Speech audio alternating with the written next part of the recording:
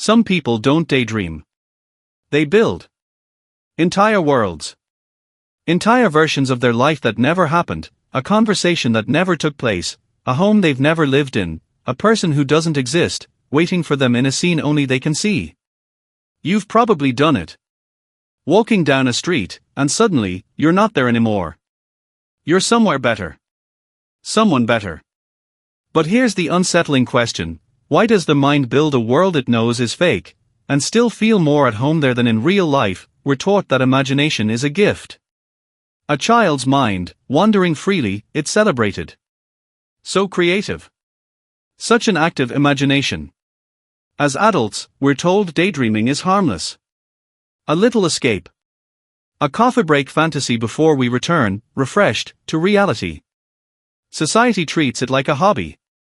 Something you do sometimes. Something separate from who you really are.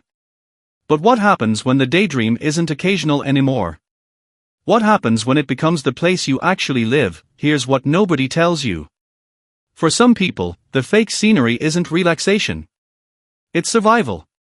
They don't imagine it because life is boring. They imagine it because life, at some point, became unbearable, and the mind needed somewhere else to go. Psychologically, this has a name: maladaptive daydreaming. Vivid, immersive, almost cinematic fantasy, often replacing real relationships, real ambition, real intimacy, with a world that asks for nothing and never leaves. And the frightening part? It works. It feels better. Which is exactly why it's so hard to stop. Here's what nobody tells you. For some people, the fake scenery isn't relaxation. It's survival. They don't imagine it because life is boring. They imagine it because life, at some point, became unbearable, and the mind needed somewhere else to go. Psychologically, this has a name: maladaptive daydreaming. Vivid, immersive, almost cinematic fantasy, often replacing real relationships, real ambition, real intimacy. With a world that asks for nothing and never leaves. And the frightening part? It works. It feels better.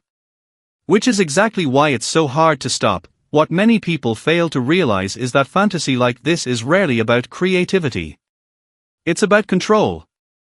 In the real world, you can't control who loves you, who stays, who understands you. But in the imagined one, you write every line. You decide the ending. Often, this pattern traces back to childhood, a home that felt unsafe, unpredictable, or emotionally empty. A child learns early that the outside world can't be trusted to meet their needs. So their mind builds an inside world instead. One with no rejection. No waiting. No silence where love should have been. It becomes a nervous system's quiet coping mechanism, a private refuge for people who never felt safe enough to be fully present in their own lives. Maybe you know this feeling. The ache of being surrounded by people, yet still slipping into a scene that feels more real than the room you're in. Some people call it overthinking. It isn't.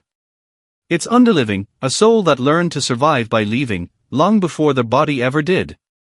Many don't realize how lonely that kind of imagination actually is. Because the version of you in that fantasy is happy. Loved. Understood. And the version of you in real life is still waiting to feel that way, too. Perhaps the fake scenery was never really about escaping life. Perhaps it was about rehearsing a version of yourself that once felt impossible, practicing being loved, being safe, being enough, in the only place where nobody could say no. And this is where everything changes, the moment you realize the world you keep imagining isn't fantasy at all.